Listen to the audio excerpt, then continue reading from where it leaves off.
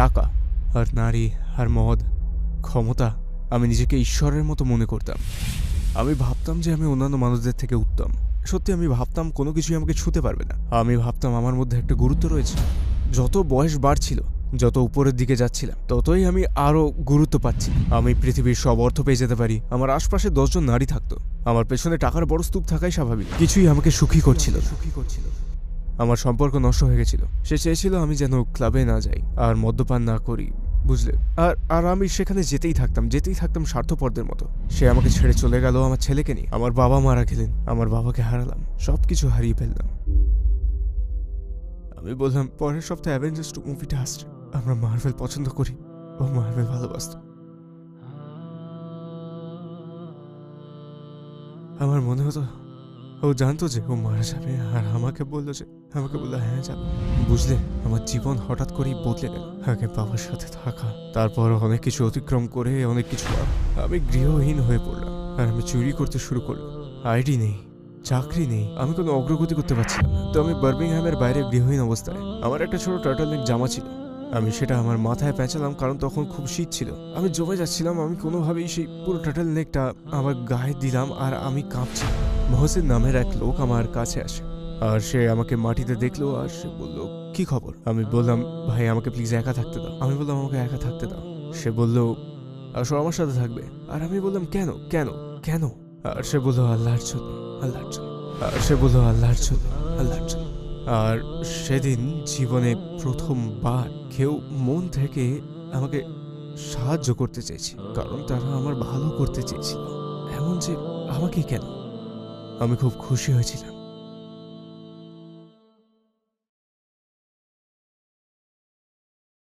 আসসালামু আলাইকুম ভাই ইব্রাহিম, টুয়ার্ডস ইটার্নিটির হয়ে আমরা আপনাকে পেয়ে আনন্দিত। প্রথমেই জিজ্ঞেস করতে চাই, ইব্রাহিম ফাতিহকে আপনার জীবনের ব্যাপারে সংক্ষিপ্ত করে আমাদের বলবেন? ওয়ালাইকুম আসসালাম ওয়া রাহমাতুল্লাহি ওয়া বারাকাতুহু। আমার নাম ইব্রাহিম ফাতিহ। আগে সেটা জোসেফ জনসন ছিল। আমি উত্তর পশ্চিম যুক্তরাজ্যের ব্ল্যাকপুলে খ্রিস্টান হয়ে জন্মগ্রহণ করেছিলাম। বড় হওয়ার সময়টাতে আমি সবসময় বিভিন্ন ঝামেলায় পড়তাম। আমাকে স্কুল থেকে বের করে দেওয়া হয়েছিল। আমি কখনো কলেজ যাইনি। আমি ড্রিঙ্ক করতাম, পার্টি করতাম, সিগারেট খেতাম, ড্রাগ নিতাম। আমি সত্যিই পথ হারিয়ে ফেলেছিলাম। আমি 2018 সালে ইসলাম গ্রহণ করি, আর সাধারণভাবেই একজন ভালো মানুষ হওয়ার চেষ্টা করি, একজন ভালো বাবা, একজন ভালো মানুষ। আর আলহামদুলিল্লাহ এভাবেই সব শুরু হয়েছিল। তো বিশ্বাসের দিক দিয়ে আপনার জীবন কেমন ছিল? আপনি কিসে বিশ্বাস করতেন? ছোট থাকতে আমি খ্রিস্টান ছিলাম। আমাকে দীক্ষা দেওয়া হয়েছিল, আমার হোলি কমিউনিয়ন, আমার পরিচিতি। আর আমি ঈশ্বরে বিশ্বাস করতাম। ছোট থাকতেও আমি সবসময় ঈশ্বরে বিশ্বাস করতাম। আমি কখনো ঈশ্বরকে ভয় পেতাম না খ্রিস্টান হয়ে। আমি ঈশ্বর এবং রাসূলগণে বিশ্বাস করতাম। কিন্তু বেড়ে ওঠার সময় আমি কখনো বিশ্বাস করতাম না যে যীশুখ্রিস্ট একজন মাসিয়া। স্কুলে থাকাকালীন আমার কিছু সন্দেহ ছিল। হাই স্কুলে থাকার সময়ও তো সবকিছু এক কান দিয়ে ঢুকে অন্য কান দিয়ে বের করতাম। তো খ্রিস্ট ধর্মের যে জিনিসটা আমার মাথায় ঢোকাতে পারতাম না, সেটা হলো যিশুকে ঈশ্বর মানা। আমি এটা বিশ্বাস করতাম না। ছোট থেকে বড় হওয়ার সময় ধর্মচর্চা করতাম। হ্যাঁ, আমরা রবিবার করে চার্চে যেতাম। তো খ্রিস্টানরা শুধু রবিবারেই চার্চে যায়, আর তারা নিজেদের জন্যই যেত সানডে মাসে। আর আপনি সেখানে যাচ্ছেন আর তারপর বাসায় ফিরছেন। জানেন, খ্রিস্ট ধর্মতে তেমন শৃঙ্খলা নেই। সপ্তাহে একদিন প্রার্থনা করে বাসায় ফিরে যাও। বেশিরভাগ লোক পাপ করত, আর তারপর আবার সপ্তাহের শেষে ফিরে আসতো, মানে রবিবারে ফিরে আসতো। তাদের অনেকেই বিশ্বাস করত যে তিনি ক্ষমা করে দেবেন, আপনি যাই করেন না কেন, আপনি শেষে স্বর্গেই যাবেন। আপনার কৈশোর কেমন ছিল? কৈশোরের সময়টা বেশ কঠিন ছিল, কারণ বেড়ে ওঠার সময়গুলোতে আমি ভাবতাম এসব জিনিস আমায় সুখী করবে। বাইরে যাওয়া, পার্টি করা, মদ্যপান, নারী। আমার 18 বছর বয়স হতেই আমি পুরোপুরি ঢেকে গেছিলাম এই সব টাকা, নারী সঙ্গ, মদ, ক্ষমতা, এগুলোর দ্বারা একেবারে কলুষিত হয়ে পড়েছিলাম। আর আমি ভাবতাম আমি অন্যদের থেকে উত্তম। সত্যি আমি ভাবতাম কোনো কিছুই আমি ছুঁতে পারবে না। আমি ভাবতাম আমার মধ্যে কোনো রকম গুরুত্ব আছে। আর এটা অনেক বড় ভুল ছিল। আমি নিজেকে ঘৃণা করতাম। আমি ভাবতাম এই জিনিসগুলো আমাকে সুখ এনে দেবে, কারণ আমি সুখী হতে পারছিলাম না। পৃথিবীর কিছুই আমাকে সুখী করছিল না। আমি কখনোই খুশি ছিলাম না। আমি পৃথিবীর সব টাকা পেতে পারতাম। আমার আশেপাশে 10 জন নারী থাকতো। আমার পেছনে টাকার একটা বড় স্তূপ থাকতো, তাও খুশি ছিলাম না। কিছুই আমাকে খুশি করছিল না। যাই করি না কেন, কিছুই আমাকে খুশি করছিল না। এবং যত বয়স বাড়ছিল, যত উপরের দিকে যাচ্ছিলাম, আমি ততই এসব পাচ্ছিলাম, আর ততই আমি অসুখী হচ্ছিলাম। এটা আরো খারাপ হয়ে গেল, কারণ আমি ভাবলাম যদি এসব আমাকে সুখী না করতে পারে, কোনো কিছুই পারবে না। আর আমার অবস্থা খারাপ ছিল, আমার অবস্থা চরম খারাপ ছিল। আমি হারিয়ে গিয়েছিলাম, আমার কোনো পথ প্রদর্শক নেই। আমি রাতে বেঘরে মদ পান করতাম। আমি খারাপ অবস্থায় থাকাকালে কেউ আমার পাশে ছিল না। কেউ আমার কাছে একজন বন্ধু হয়ে ছিল না। যারা ছিল তারা চাইতো আমিও যেন তাদের মতো হীনবোধ করি। আমরা সবাই হীনবোধ করি। আর আমি যেটাকে বন্ধুত্ব মনে করতাম সেটা আসলে বন্ধুত্বই ছিল না, আমি এখন তা জানি। আমার একটা ছেলে আছে, আমার সম্পর্ক নষ্ট হয়ে গিয়েছিল। সে চেয়েছিল আমি যেন ক্লাবে না যাই এবং মদ্যপান না করি, আর আমি যেতাম, আমি সেখানে যেতেই থাকতাম স্বার্থপরের মতো। সে আমাকে ছেড়ে চলে গেল, আমার ছেলেকে হারালাম, আমার বাবা মারা গেল, আমি আমার বাবাকে হারিয়ে ফেললাম, আমার সবকিছুই হারিয়ে গেল। জানেন, আমার বাবা আর ছেলে আমাকে সুখী রাখতেন, আর আমি ভাবতাম এসব বস্তুগত জিনিস আমাকে সুখী করবে। আপনি কি আমাদের সেসব মুহূর্তে নিয়ে যেতে পারবেন যখন আপনি আপনার বাবাকে হ্যাঁ। হারিয়ে ফেলেছিলেন? টুয়ার্ডস ইটার্নিটির প্রয়োজন আপনার সহযোগিতা। আমরা একটি অলাভজনক প্রতিষ্ঠান যার প্রচেষ্টাই হচ্ছে ইসলামকে প্রচার করা সারা বিশ্বের প্রায় 10টি ভাষার মাধ্যমে। আন্তরিক সমর্থন এবং সহযোগিতার মাধ্যমে আপনি অন্যদের সাহায্য করতে পারেন ইসলামের পথে আনতে, হারাম ছেড়ে দিতে, ইবাদত শুরু করতে, পর্দা করতে, কোরআন পড়া শিখতে এবং আরও অনেক কিছু। প্রতিদিন মাত্র $1 দান করে আপনিও হতে পারেন এই মহৎ পরিকল্পনার সম্মানিত অংশীদার। ইনশাআল্লাহ। টুয়ার্ডস ইটার্নিটিতে দান করুন। আপনি কি আমাদের সেসব মুহূর্তে নিয়ে যেতে পারবেন যখন আপনি আপনার বাবাকে হারিয়ে ফেলেছিলেন? সেটা কিভাবে হয়েছিল? হ্যাঁ, তো আমার বয়স তখন 20 বছর, যখন আমার বাবা মারা যান। উনি হঠাৎই মারা যান, উনি আমার সবচেয়ে ভালো বন্ধু ছিলেন। আমি তখন আমার গার্লফ্রেন্ডের বাসায় ছিলাম, আর হ্যাঁ, আমি আমার গার্লফ্রেন্ডের বাসায় ছিলাম, আর আমার ছেলের বয়স তখন প্রায় 2 মাস ছিল। আমার বাবা ওনার বাসায় ছিলেন, আমার বোন সেখানেই থাকতো। সে আমাকে ফোন দিয়ে বলল বাবা পড়ে গিয়েছেন, উনি স্ট্রোক করেছেন, ওনার অর্ধেক চেহারা কাজ করছে না। তো ওনার অর্ধেক চেহারা যেন ঝুলে গিয়েছিল, আর সে খুবই চিন্তিত ছিল। আমি কিছুই ভাবিনি এসব নিয়ে। আমার বাবা নিজেই সবসময় হাসপাতালে যাওয়া আসা করতেন ডায়াবেটিসের জন্য, আর উনি নিজের খেয়াল তেমন রাখতেন না, মাঝে মাঝে ইঞ্জেকশন ভুলে যেতেন। আমি এসব কিছুই ভাবতাম না। এরপর আমি হাসপাতালে গেলাম, ওনাকে হাসপাতালে নেওয়া হয়েছে, তারা তাকে অজ্ঞান করার জন্য একটা অ্যানেস্থেশিয়া দিল। আমার মনে আছে তাকে নিয়ে আসা হয়েছিল, আমার সব ভাই বোনরা এসেছিল, আমরা 6 জন, সেটাই অনেক। তারপর উনি আমাদেরকে একটা রুমে ডেকে নিয়ে বললেন, আমি জানি না তোমাদের কিভাবে বলবো। আমার মাও একইভাবে মারা গিয়েছিলেন, আর আমি বললাম, কি বলতে চাইছো? বাবার ব্রেন হ্যামারেজ হয়েছিল। আমার মনে আছে সবাই তখনই কেঁদে দিয়েছিল, আর কি হয়েছে সেটা বুঝতে আমার সময় লাগছিল। মানে উনি হাসপাতালের বিছানায় ছিলেন, আর আমার মনে আছে আমার সব বোনদের পরদিন কাজ ছিল, আর তারা সবাই বাসায় চলে গেল কারণ তাদের বাচ্চারা ছিল, আর আমি একা হাসপাতালে রয়ে গেলাম। আর আমি হাসপাতালের এদিক ওদিক পায়চারি করছিলাম সারা রাত, আর আমি বিছানায় ওনার কাছে ছিলাম, আর আমি শেষবার ওনার দিকে তাকালাম, আর আমি এ নিয়ে কখনো কখনো আফসোস করি, কারণ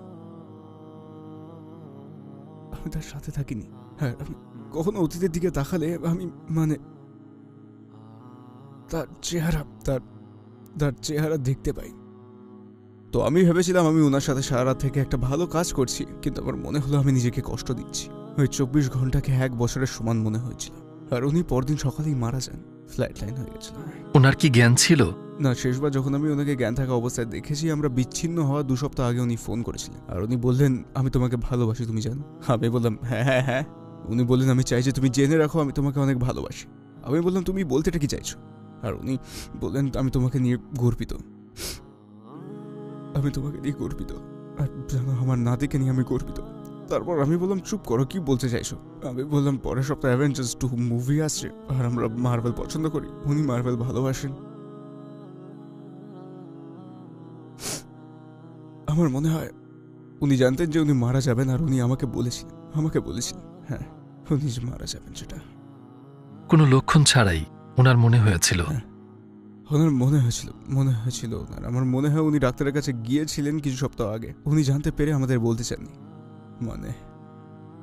পৃথিবীর মুখোমুখি হতে আমি মোটেও প্রস্তুত ছিলাম না। উনি যখন চলে গেলেন, আমার বয়স তখন 20 বছর ছিল, কিন্তু আমার মাথার ভেতর থেকে আমি তখনও 16 বছর বয়সে। উনি মারা যাওয়ার পর অনেক কষ্ট করেছি। আমি জানতাম না কিভাবে বাঁচতে হয়, আমি জানতাম না কিভাবে মর্গেজ দিতে হয়, ভাড়া দিতে হয়। এই জন্য আমি বলেছি আমি বন্ধুদের সাথে বাইরে যেতাম, তারপর নানান ঝামেলায় জড়াতাম। বুঝলেন, আমি গৃহহীন হয়ে পড়েছিলাম, আর চুরি করা শুরু করলাম। অবশ্য লোকজন আসসালামু আলাইকুম প্রিয় ভাই ও বোনেরা, আমরা দেখেছি যে আমাদের দর্শকদের 80% মানুষজন আমাদের চ্যানেলে সাবস্ক্রাইব করেননি। আপনারা যেমনটি জানেন, আমরা একটি অলাভজনক প্রতিষ্ঠান, আর আমরা আমাদের কোনো ভিডিওতে বিজ্ঞাপন চালাই না। টুয়ার্ডস ইটার্নিটি শুধু একটি ইউটিউব চ্যানেলই না, এটি একটি মাদ্রাসাও। এখানে আমরা চেষ্টা করি নিজেদের এবং যুব সমাজকে ইসলামী শিক্ষা দেওয়ার। আমাদের লক্ষ্যই হলো শুধু সত্যকে প্রচার করা। কাজটা ছোট হতে পারে, কিন্তু ইনশাআল্লাহ অনেকের জন্য এটি পথ চলার সহায়ক হবে। এখন সাবস্ক্রাইব বাটনে ক্লিক করুন এবং একসাথে পথ চলি অনন্তকালের দিকে। উনি মারা যাওয়ার পর অনেক কষ্ট করেছি। আমি জানতাম না কিভাবে বাঁচতে হয়, আমি জানতাম না কিভাবে মর্গেজ দিতে হয়, ভাড়া দিতে হয়। এই জন্য আমি বলেছি আমি বন্ধুদের সাথে বাইরে যেতাম, তারপর নানান ঝামেলায় জড়াতাম। বুঝলেন, আমি গৃহহীন হয়ে পড়েছিলাম আর চুরি করা শুরু করলাম। অবশ্য লোকজন বা দোকান থেকে নয়, কিন্তু মানে আমি কিছু কিছু জায়গায় যেতাম, হ্যারার্ডস বা এমন কোনো জায়গা যেখানে একজন ধনকুবের ছাড়া কারোর কিছু যায় আসবে না। আমার পাসপোর্ট ছিল না, আমার তখন ব্যাংক অ্যাকাউন্ট ছিল না, আর আমার নিজের দেশের কোনো আইডি ছিল না।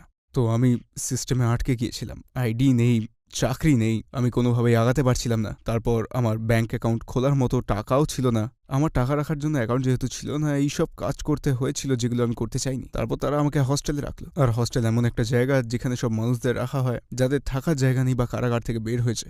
তবে আমার মনে আছে তারা আমাকে উইলিয়াম বুথে রেখেছিল, হোল সিটিতে। আপনি বাড়ি ছেড়ে দিয়েছিলেন কেন? আপনার কি বাড়ি ছিল না?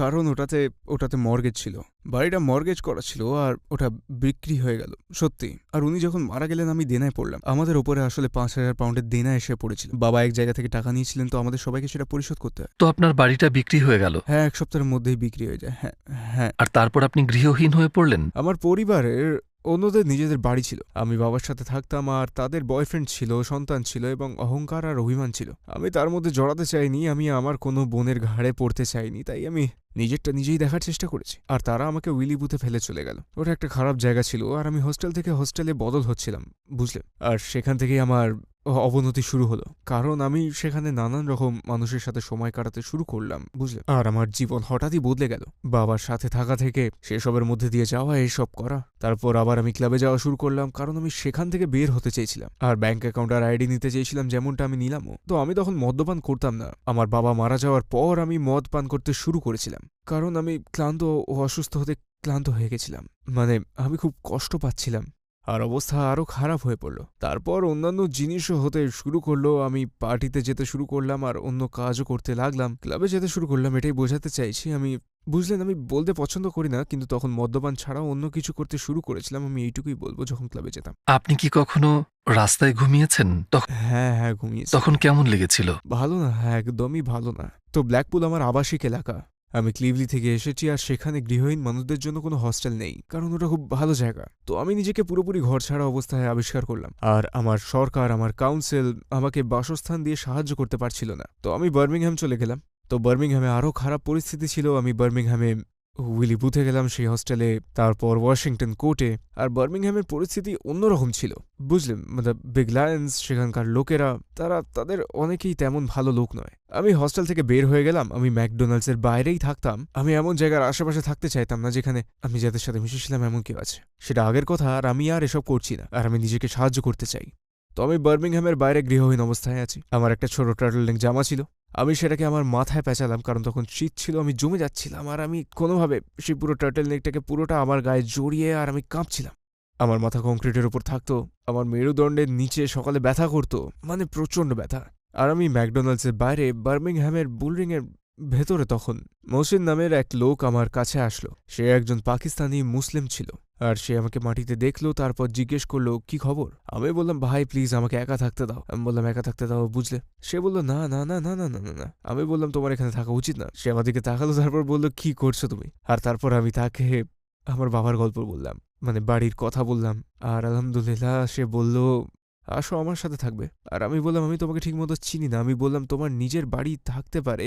সে বলল, আমার একটা বাড়ি আছে, আমরা অনেক গৃহহীন মানুষদের সাহায্য করে থাকি। একটা বাড়ি আছে, আর তারা অভাবী লোকদের এক একটা ঘরে রাখে। সেখানে একটা খালি ঘর ছিল যেখানে কেউ ছিল না, আর সে আমাকে সেটা থাকতে দিচ্ছিল। আর আমি বললাম, কেন কেন কেন? আর সে বলল, আল্লাহর জন্য, আল্লাহর জন্য। আর সে যখন এটা বলল, আমার মুখে একটা হাসি ফুটল। আর আমি তখনও বুঝিনি, কারণ আমি সারা জীবন এমন মানুষদের সাথে ছিলাম, তারা কখনো কিছুই করতো না। যদি না তার বদলে কিছু পেত, তারা কখনোই দয়া করে নিজের থেকে কিছু করত না।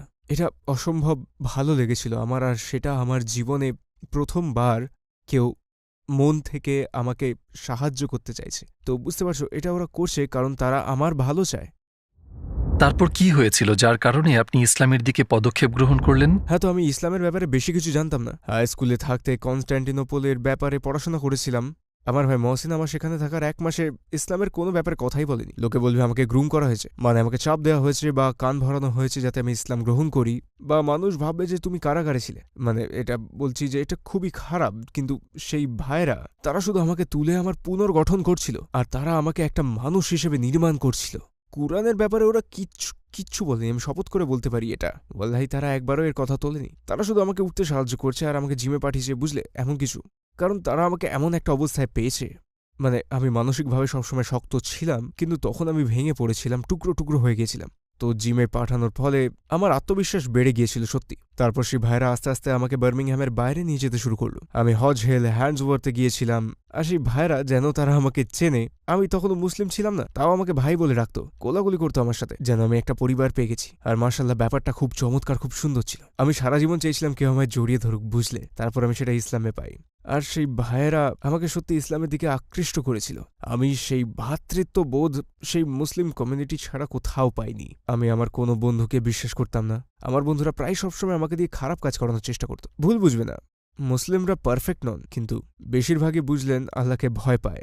আমরা ধর্মের ব্যাপারে কথা বলতে শুরু করলাম, আর আমার বিতর্ক খুব পছন্দ, সেটা ধার্মিক হোক কি দার্শনিক। আমি বিতর্ক করতে ভালোবাসি এমনভাবে যা মানুষের পক্ষে বোঝা মুশকিল, যে কোনো বিষয়েই হোক। আমরা খ্রিস্ট ধর্ম নিয়ে কথা বলেছিলাম, আমরা ধর্ম নিয়ে কথা বলেছিলাম। মনে হতো ওটা আমাদের ছোট্ট স্পিকার্স কর্নার। আর তারা আমাকে আলী দাওয়া, হামজাজ ডেন, মোহাম্মদ হিজাব দেখার জন্য বলতে শুরু করেছিল। আমি তাদেরকে বলতে চেষ্টা করেছিলাম যে কেন বাইবেল সত্য, আর আমি কিছু বলতে পারছিলাম না। আর আলহামদুলিল্লাহ আমি কিচ্ছুই আপনি বলতে কি পারিনি। বাইবেলকে ডিফেন্ড আমি করতে মেনে চাইছিলেন? নিচ্ছিলাম। আমি সেটা চেষ্টা করছিলাম না, কিন্তু তারা আমাকে কুরআন বোঝানোর চেষ্টা করছিল। আর সেই সময় আমি বাইবেলের পক্ষে বলার চেষ্টা করছিলাম, কারণ তখনও আমি খ্রিস্টান ছিলাম, কিন্তু আমি কিছুই বলতে পারছিলাম না। তারা যা বলছিল আমি সব মেনে নিচ্ছিলাম। ইসলামের আগে আমি জানতাম না যে আমরা একই প্রতিপালককে বিশ্বাস করি। আমি জানতাম না যে আমরা একই রাসূলে বিশ্বাস করি। সত্যি আমি ভেবেছিলাম তারা অন্য কিছু বিশ্বাস করে। আর যখন আমি দাওয়া দেখতে শুরু করলাম, সবকিছু আমার কাছে পরিষ্কার হতে শুরু করলো। আর বুঝলেন, মাশাআল্লাহ, এটা খুব সুন্দর অনুভূতি ছিল যে আমরা সবাই একই রাসূলে বিশ্বাস করি। আমি খুব আশ্চর্য আর চমৎকৃত হয়েছিলাম যে এই জিনিসটা কিভাবে আমার জীবনে গোপন করা হয়েছিল। আমি কিভাবে এর ব্যাপারে জানতাম না, আর আমার পুরো জীবনে আমাকে মিথ্যে বলা হয়েছে। আল্লাহর শপথ, আমি সারা জীবন মিথ্যে শুনেছি। মানে সোশ্যাল মিডিয়া আর বিভিন্ন প্রচারণা থেকে অন্য লোকজন যা বলেছে তা শুনে আমি খুব অজ্ঞ আর পথভ্রষ্ট ছিলাম। আর আমি তা ঠিক করা নিয়ত করতে শুরু করলাম। আর আমি কোরআনে সত্য খুঁজে পেয়েছি একটাই কারণ, কেবল একটা কারণের জন্য। এখানেই আমি কোরআনের সত্যটা খুঁজে পেয়েছি, যেখানে বলতে পেরেছি হ্যাঁ, এটা আসল, এটা সত্য। কোরআন হেফাজ করা, কেউ যদি কোরআন বদলানোর চেষ্টা করে, মুসলিমরা জানতে পারবে। আপনি একজন খ্রিস্টানকে ধরুন আর ওকে বলুন বাইবেলের একটা পৃষ্ঠা পড়ে শোনাও, মানে আপনি জানেন ওরা সেটা করতে পারবে না। এই ভালোবাসা আর আবেগই আল্লাহর বাণী সত্যিকারের রক্ষী, সেটাও হাফিজদের মাধ্যমেই। আর ব্যক্তিগতভাবে আমার ক্ষেত্রে হাফিজরাই আমাকে প্রমাণ দিয়েছে যে এই লোকেরা এই বাণী, এই কিতাবকে এতটাই ভালোবাসে, তারা সেটা মুখস্থ করেন এবং এতেই জীবন উৎসর্গ করে দেন, বুঝলেন। আর এটা আমার জন্য এটাই সবচেয়ে বড় সত্যতা। আমি অন্যান্য ভাইদের সাথে দেখা করলাম আর দাওয়া দেখতে শুরু করলাম। আর তারপর আমি শিখতে শুরু করলাম, মসজিদে গিয়ে নামাজ শিখতে শুরু করলাম। আর হ্যাঁ, মুসলিম হওয়ার আগে আমি দেখতে চেয়েছিলাম, আমি অনুভব করতে চেয়েছিলাম, মানে আগ্রহী ছিলাম। আমি মসজিদ যাওয়ার জন্য মুসলিম হতে হয় না, সবাই যেতে পারে। আপনি খ্রিস্টান হতে পারেন, যে কেউ যেতে পারে, কোনো সমস্যা নেই, আলহামদুলিল্লাহ। আর আমি শুধু দেখতে চেয়েছিলাম। আমি প্রথম যখন মসজিদে গেলাম বেশ নার্ভাস ছিলাম, ভয়ও পাচ্ছিলাম। আমি নার্ভাস ছিলাম কারণ আমার মনে হচ্ছিল তারা আমাকে মেনে নেবে না। আর যখন সেখানে গেলাম, লোকজন এলো, কোলাকুলি করলো, মাথায় চুমু দিল, আর তারা শুধু জড়িয়ে ধরে বলল সালাম। আপনি কি আপনার রূপ নিয়ে দ্বিধাগ্রস্ত ছিলেন? প্রথম ছিলাম ট্যাটুর কারণে, কারণ অবশ্যই আমি শুনেছিলাম যে ইসলামে ট্যাটু করা হারাম। আমি ভাবছিলাম আমাকে কেউ মুসলিম হিসেবে কিভাবে মেনে নেবে, এটা আমার জন্য কঠিন হয়ে যাবে। ভাবছিলাম মুসলিমরা আমার জন্য এটা কঠিন করে ফেলবে, কিন্তু ভাবনাগুলো একদমই ঠিক ছিল না। তারা সরাসরি বলে আল গফুর আর রহিম, আল্লাহ তাআলা অত্যন্ত ক্ষমাশীল। আপনি আগে কি করেছেন ওগুলো কোনো ব্যাপার না। আপনি ইসলাম গ্রহণ করলে সদ্যজাত শিশুর মতো হয়ে যাবেন, আপনার সব পাপ মুছে যায়, সব মাফ হয়ে যায়। এমন অনেকের সাথে আমার পরিচয় হয় যারা আগে ড্রাগ ডিলার ছিল, অপরাধী, খুনি ছিল, আর তারা এসেছে অতীতের পাপের প্রায়শ্চিত্ত করে আল্লাহর কাছে ফেরত। আর এরা জন্ম থেকেই মুসলিম। আর ওয়াল্লাহি তারা আমাকে এত অনুরাগ দিয়েছে, আমার অনেক আকর্ষণ ছিল। আমি তাদের কথা বেশ বুঝে শুনেছিলাম। মানে যুক্তরাজ্যে আমরা অনেকেই এক জায়গা থেকে আসি, আর যারা ইসলামের মাধ্যমে তাদের জীবন পুনর্গঠন করেছিল, এই ব্যাপারটাও আমাকে আকর্ষণ করেছিল। আমি অনেককেই দেখেছি নিরাময় কেন্দ্র, মেন্টাল কাউন্সিলিংয়ে যেতে। এতবার এদেরকে দেখেছি নানান রকম নিরাময় পদ্ধতি প্রয়োগ করতে, সেটা মানসিক স্বাস্থ্য হোক কি মাদক হোক, আসক্তি হোক, কোনোটাই কাজ করে না। আমি আমার ব্যক্তিগত অভিজ্ঞতা থেকে বলছি, ইসলামী নিরাময়ের একমাত্র প্রমাণিত পন্থা যেটা আমি দেখেছি, যেটা একটা মানুষকে পাল্টায়, অন্ধকার থেকে তুলে আনে আর সত্য অর্থে অন্তর থেকে বদলে ফেলে আর অন্তরকে ভালোবাসা দিয়ে পরিপূর্ণ করে। আর ওয়াল্লাহি আলহামদুলিল্লাহ আমি এমনটা আগে কখনো দেখিনি। আর ওগুলো মাশাল্লাহ মাশাল্লাহ আমি এগুলো কখনো দেখিনি। এটা আমাকে অনেক মুগ্ধ করেছিল। এবার আমি ডক্টর জাকির নায়েকের ভিডিও দেখছি, আমি আমার টুপি পরছি, জুব্বা পরছি, আমি তখনও মুসলিম হইনি। আমি মৌলা ইয়াস আলী ওয়াসালিম শুনছি, আমি চেষ্টা করছি সব শোনার। আলহামদুলিল্লাহ একদিন বললাম মহসেন, তার একটা ছেলে ছিল জাকারিয়া, আমি বললাম আমি শাহাদা নিতে চাই, আমি মুসলিম হতে চাই। আর তারপর আপনি শাহাদা নেওয়ার সিদ্ধান্ত নিলেন। শাহাদা নিতে আমি গেলাম, আমার এটা গতকালকের মতনই মনে আছে। আমি গ্রিনল্যান্ড মসজিদে গেলাম বার্মিংহ্যামে। আমি মহসিনের ছেলেকে আমার সাথে শাহাদা নিতে নিয়ে গেলাম, কারণ সে আমাকে ভাইয়ের মতো ভালোবাসত আর আমি ওর শিষ্যর মতো ছিলাম। আর সে আমাকে সেগুলো শেখাচ্ছিল যেগুলোর বাবা ওকে শিখিয়েছে, আরও আমার ইসলাম আর কোরআনের শিক্ষা দিচ্ছে। আর আমি ওকে ভালোবাসি, সে আমার দিনের অংশ। তো আমি সেখানে গেলাম, আর আল্লাহর কসম, যখন আমি চার্চে ছিলাম আমার বাবা মারা যাওয়ার পর, আমার এইসব খারাপ কাজগুলো করার পর আমি জানি এগুলো খারাপ, আমি প্রায়শ্চিত্ত করার চেষ্টা করেছি যে হে ঈশ্বর সাহায্য করুন, এমন পরিস্থিতিতে আমাকে রাখুন যাতে বেরিয়ে ভালো হতে পারি। আর আমি প্রায়শ্চিত্ত করেছি, স্বীকারোক্তিও দিয়েছি। আমি একবার স্বীকারোক্তি দিয়েছি আর আমার পাশের বাক্সে বসে থাকা লোকটিকে সব বলেছি। আর আমি ভেবেছি এটা ঠিক না, এটা ঠিক না। আমার মনে হচ্ছিল ঈশ্বর আমাকে ক্ষমা করেননি, আমি ঈশ্বরকে অনুভব করতেই পারছিলাম না সেইখানে। আর যখন আমি শাহাদা পড়লাম, আশহাদু আল্লা ইলাহা ইল্লাল্লাহ ওয়া আশহাদু আন্না মুহাম্মাদুর রাসূলুল্লাহ, আমার মনে হলো আমায় ক্ষমা করা হয়েছে। আমি খুব প্রশান্তি পেয়েছি যখন সেটা পড়লাম। নিজেকে সদ্যজাত শিশুর মতো মনে হয়েছিল, খুব আনন্দ পেয়েছিলাম। মাশাল্লাহ মাশাল্লাহ, এত ভালোবাসা আর ভাইয়ের এত কোলাকুলি পেয়েছিলাম। আর সবচেয়ে বড় ব্যাপার যেটা আমার মনে হলো, আমাকে মাফ করা হয়েছে। আর আমি সেটাই খুঁজে বেড়াচ্ছিলাম। মনে হচ্ছিল আমাকে মাফ করা হয়েছে, আমি নতুন করে শুরু করতে পারি। আমার অতীত আমাকে পেছন পেছন এসে তাড়া করবে না আর কষ্ট দেবে না আর আমাকে কখনো আর ভোগাবে না, কারণ আলহামদুলিল্লাহ আল্লাহ তাআলা অত্যন্ত ক্ষমাশীল, পরম করুণাময়। আপনার পরিবার এবং কাছের মানুষেরা আপনার ধর্মান্তরে কেমন প্রতিক্রিয়া দিয়েছেন? প্রথমে মা ফোন করেছিলেন আর আমার বোন ফোন করেছিল। তারা ভেবেছিল আমি জঙ্গি হয়ে যাব। উনি বোঝেননি, তো প্রথমে তিনি সাপোর্ট করেননি, খারাপভাবে নয়। আমার বোনও একই প্রতিক্রিয়া দিয়েছিল। তবে এখন তারা সবাই ওয়াল্লাহি, তারা সবাই আমাকে অনুপ্রেরণা দিচ্ছে। আর আমার মা বলেছেন উনি আমাকে নিয়ে গর্বিত। আর মাশাআল্লাহ, এটাই তো আমি চেয়েছিলাম। আপনি জানেন না কত ভালো লাগে যখন আপনার মা আপনাকে নিয়ে গর্বিত হয়, আপনার পরিবার আপনার সাথে থাকতে চায়। ওই জন্যই বলি আলহামদুলিল্লাহ, ইসলাম ও কোরআনের মাধ্যমেই আমি আমার পরিবারকে ফিরে পেয়েছি আর তারা আমাকে ভালোবাসে। মানুষের আপনার ট্যাটুর প্রতি প্রতিক্রিয়া কেমন ছিল আপনার মুসলিম হওয়ার পর? মানে মিশ্র প্রতিক্রিয়া ছিল। এখন বেশিরভাগ মানুষই আল গফুর আর রহিম খুব ভালোভাবে উপলব্ধি করেছে আর কোরআনের ভালো জ্ঞান আছে আর আল্লাহ তাআলার গুণাবলী সম্পর্কেও জ্ঞান আছে ওদের। আল হাকাম হলেন শ্রেষ্ঠ বিচারক, অন্য কেউ সেটা পারে না। কিন্তু যখন আমি উমরা করতে চাই, কিছু অ্যান্টি আছেন আর আমি বলে উঠি আন্টি আমি দুঃখিত, আস্তাগফিরুল্লাহ। কিছু আঙ্কেল আছেন যারা, তবে কিছু আঙ্কেল আন্টি আছেন যারা এমন করেন। কিন্তু আমি যখন বলি আমি একজন ধর্মান্তর, তারা বলে মাশাল্লাহ মাশাল্লাহ জাযাকাল্লাহ খায়র। আমি বলি দেখুন, আমি ধর্মান্তর বলি, আপনাদের এমন করা উচিত না। জন্মসূত্রে মুসলিমরা ভুল করতে পারে, সত্যি। আমি বলি আল হাকাম। মুসলিম হওয়ার পর আপনার পুরনো অভ্যাসগুলো ছেড়ে দেওয়া কি কঠিন ছিল? আপনার কি মনে হয় একজন ব্যক্তি যদি মুসলিম হতে চায় তাহলে তার জীবনের খারাপ জিনিসগুলো না ছাড়ার আগে সেটা করা উচিত?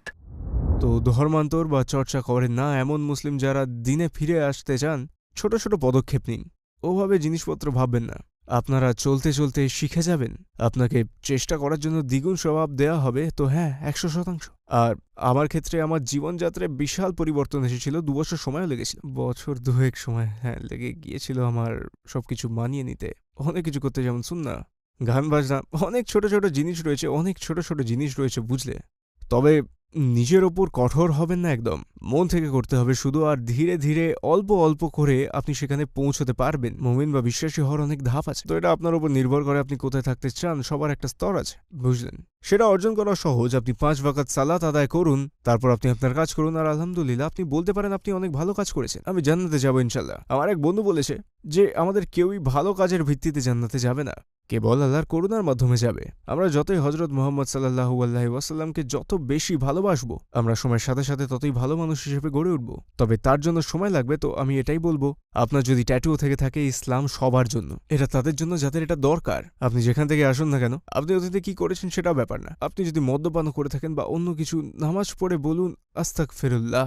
আর আপনি যদি জান্নাত চান, আপনি যদি আখিরাতে ভালো পরিণতি চান, আর আপনি এসব গ্রহণ করছেন, তো জেনে রাখুন ইসলাম কোনো ছেলে খেলা নয়। তো আমরা যখন সালাহ আদায় করব আর যত আমরা কোরআন পাঠ করব, ততই আমরা রবের প্রেমে পড়বো আর আল্লাহর জন্য এসব করতে চাইব। তো আপনি যদি মদ পান করে থাকেন, চিন্তা করবেন না, আমি নিশ্চিত আল্লাহ তাআলা আমাদের পথ দেখাবেন ইনশাল্লাহ।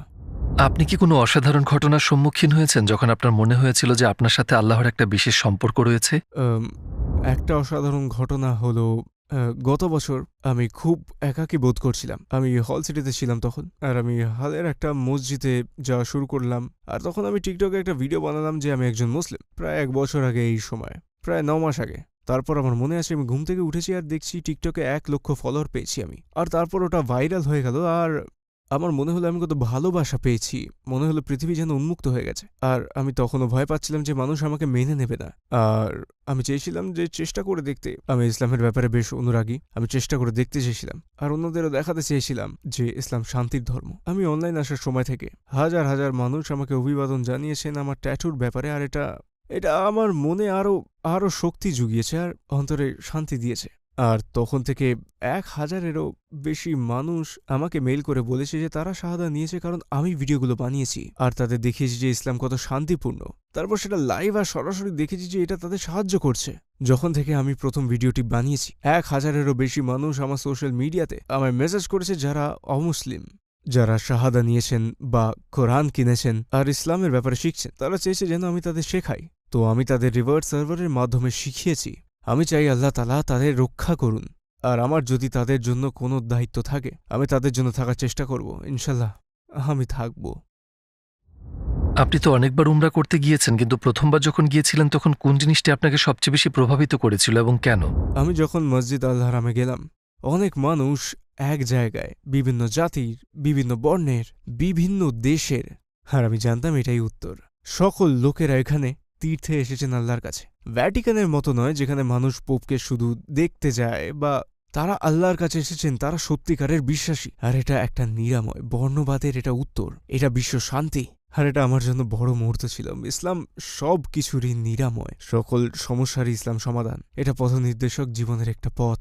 আমার এক ভাই আনাসকে মনে আছে, আমি তাকে ভালোবাসি, সে দাগেস্তানের। সে আমাকে মাকারের একটা সুইস হোটেল থেকে ফোন করত আর ফোনে আমাকে কাবা শরীফ দেখাতো যে এই যে কাবা, আমি তোমার জন্য দোয়া করেছি, আমি তোমার জন্য উমরা করব। আমার মনে আছে সে আমাকে প্রথমে মদিনাতে নিয়ে গেছিল, তো আমরা উল্টো হিজরত করেছিলাম, আমরা মসজিদ আল নববীতে গিয়েছিলাম। তারপর মদিনার নিয়ত করে পুরো পথ ড্রাইভ করে গিয়েছি, আর সেই যাত্রাটাই আমি কোনোদিনও ভুলব না। এই এত জায়গায় যাওয়া, পথে পথে এত থামা, আরও অনেক কিছু, আমরা বিভিন্ন বিষয়ে কথা বলতাম। সে আমাকে বলেছে কিভাবে সিজদা করতে হয়, আর ওটা খুব অন্যরকম ছিল। প্রথমবার মনে হয়েছিল যে আমাকেই কেন, আমি অনেক খুশি হয়েছিলাম।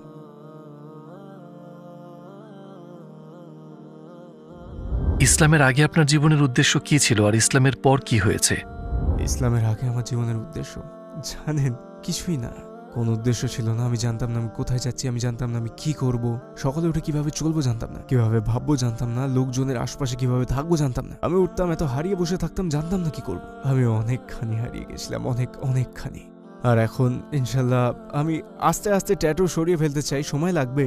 আমি এখন ঘুরে বেড়াচ্ছি, তো আমি ইন্দোনেশিয়ায় যখন যাব আমি সেখানে স্থায়ী হতে চাই, লেজারের মাধ্যমে এগুলো বের করব। আর সেখানে আমি হাফেজ হতে চাই, আমি কোরআন পড়তে চাই, আমি একদিন ইমাম হতে চাই, আর দাওয়া দিতে চাই। আমি দাওয়া দিতে চাই, আমি আলী দাওয়ার সাথে, আখিয়া ইমানের সাথে। আমি তারপর পড়াশোনা করব ইনশাল্লাহ, আর একদিন স্পিকার্স কর্নারে গিয়ে দাওয়া দিতে চাই। আমি হাফেজ হতে চাই, আমি কোরআন ভালোবাসি। আমি যখন প্রথম টিকটক বানালাম, আমার ভাইয়েরা, সৌদির ইমামরা, ইরাকের আরো বিভিন্ন জায়গার ইমামরা লাইভে আসে, আমাকে কোরআন পড়ে শোনাতো, আর সেটা আমাকে কোরআন ভালোবাসতে শিখিয়েছিল, এর সৌন্দর্য দেখিয়েছিল আমাকে। আর তারা আস্তে আস্তে আমাকে পড়ে শোনাতো, আর আমার অনেক ভালো লাগতো। সূরা ইয়াসিন, আর আমি সবগুলো সূরা পড়তে শুরু করলাম, আর সূরা ইউসুফ।